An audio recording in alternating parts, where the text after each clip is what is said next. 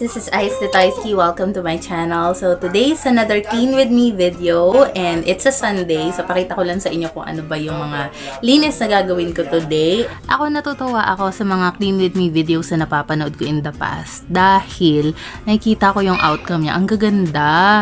And ang laking bagay talaga na kapag luminis yung lugar, 'di ba? Sobrang organized, ang ganda sa paningin, mas relaxing.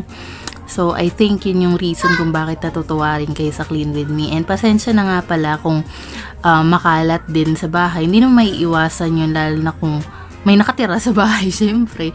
And kung marami kayo, and kung maraming gamit, di talaga may iwasan na madami yung kalat. So, anyway, let me start. So, ayan ang aking mag-ama.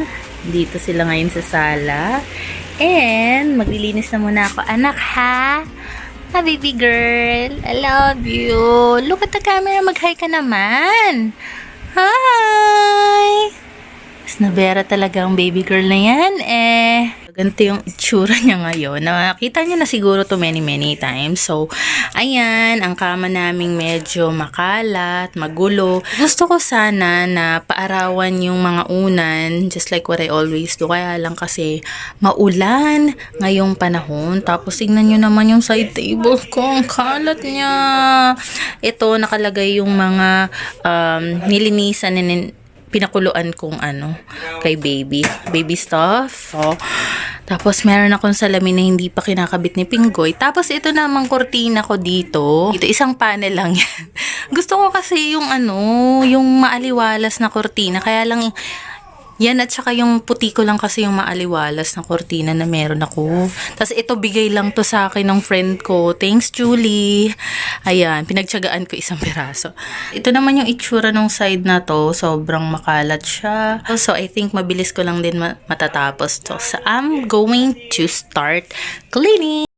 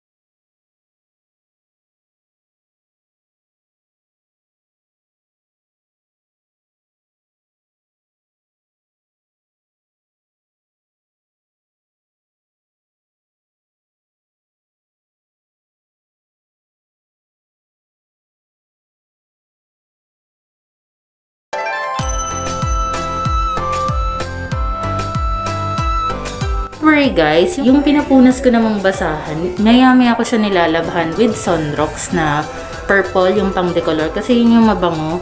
And yan, next naman ito yung pupunasan ko. Pero yung electric panlilinisin ko yan. So, I'll continue.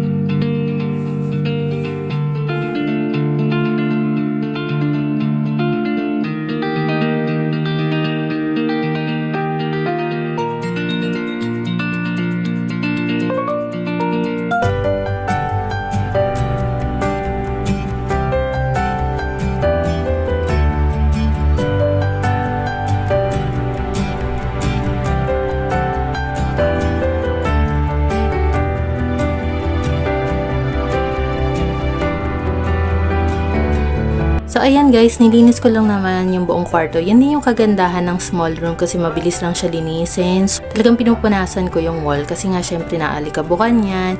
So, nagpalit lang din ako ng kurtina. And also, of course, yung kobre kama. And nilinis ko rin yung electric fan. Yung nandyan na nakikita nyo, hindi yan dumi. Like, I don't know, mancha na hindi na matanggal kahit anong kuskot. So before, gusto ko talaga meron akong smart TV sana dito na kahit maliit lang para makakanood kami. However, since wala kaming smart TV and wala ring ibang pwedeng pwesto ng electric fan, buti na lang may extra laptop si Pingoy. So yan yung ginagamit ko kapag nagka-K-drama marathon sa Netflix. Tapos, dito naman sa side na to, before merong mga diapers dito, pero ang ginawa ko kasi, lahat ng gamit ni Pink andito.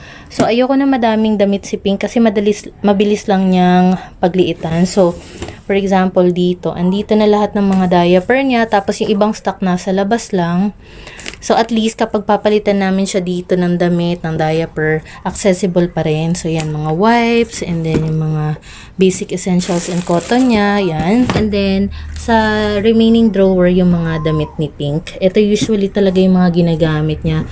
Tapos sa side naman na to, still the same. So itong flower lang yung extra na hindi ginagamit. So yan lang yung nilagay ko. So kung mapapansin nyo itong mga to, ang cute, diba? Galing siya sa Daiso ng Japan. Pasalubong yan ni Ate Ken. Tapos yan, pictures namin. Tapos andito pa rin. And then dito naman, kung ako curious kayo sa laman niya, dito ko lang nilagay yung mga stock ng mga panglabas. So ito, mga sabon, liquid detergent for baby Pink. Itong mga to, tsaka downy niya. Tapos ito naman yung pang-adult, yung para sa amin ni Pingoy. Tapos konti na lang pala yung stock ng Fabcon. So, dito naman sa pangalawa is, yan, mga stocks lang namin. Tapos, ito nag-try ako nitong Bello and sobrang ganda niya. And then, yan, mga shampoo na ginagamit namin. Yung mga sachet lang kasi mas mura siya. So, ito yung mga ginagamit kong shampoo. Ayan, paubos na rin. Yan lang. And, meron kaming salamin dito. Yan, may salamin kami dito. Hindi ko alam kung saan ko siya ilalagay. So, dyan lang muna siya. So, that is all for today, guys. Thank you so much for watching this. Sana nagustuhan nyo. And if you like this video, please hit the like button and don't forget to subscribe and click the bell icon para ma-notify kayo ng mga future uploads ko. Once again, thank you for your time and I will see you on my next one. Bye! Alright, alright, alright.